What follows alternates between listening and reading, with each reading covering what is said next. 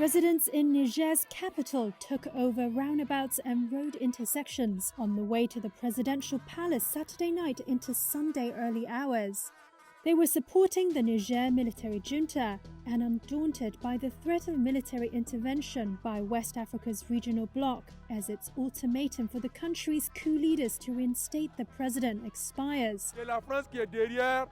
This demonstrator says he believes France is behind the Economic Community of West Africa, or ECOWAS, and want to attack the country.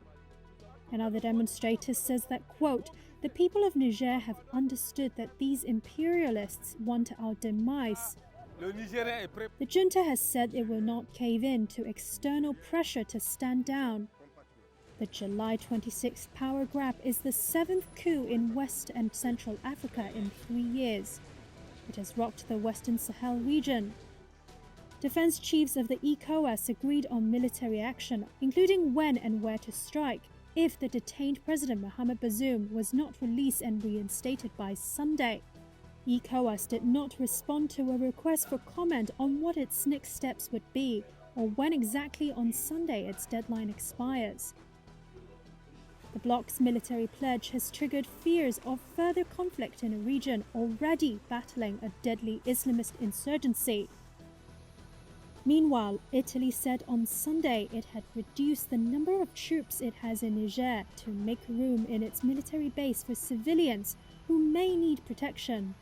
A military plane took off from Niamey and landed in Rome late on Saturday, with 65 Italian soldiers as well as 10 US soldiers.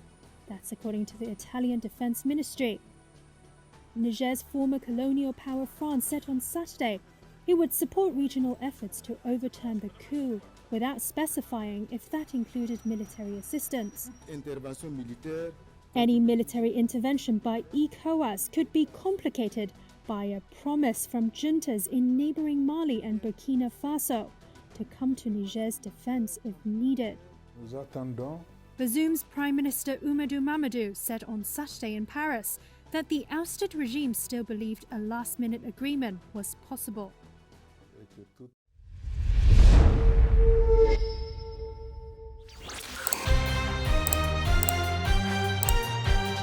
I think we can all agree that freedom of expression is not limitless. Your words have consequences, your actions have fallouts. So the line must be drawn somewhere. The only question is where.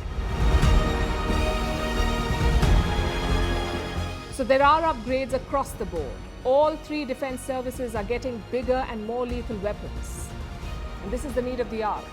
China's build-up on the border remains a concern, 38 months and counting. India needs better weapons to secure its front lines. So arms trade is just another source of income for them. And this is a serious setback in the fight against terrorism, all because of American callousness.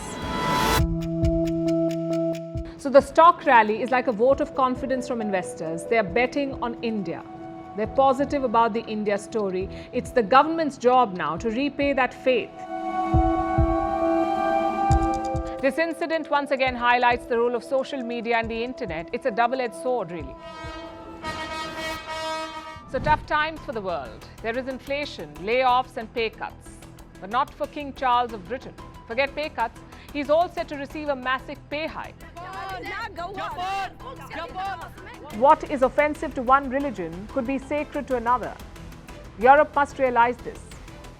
They keep lecturing the world about minorities, how they should be protected, how their rights and culture must be promoted. But at home, it's the exact opposite. People are burning the holy book of your minority group. And what is your response? You say it's freedom of expression.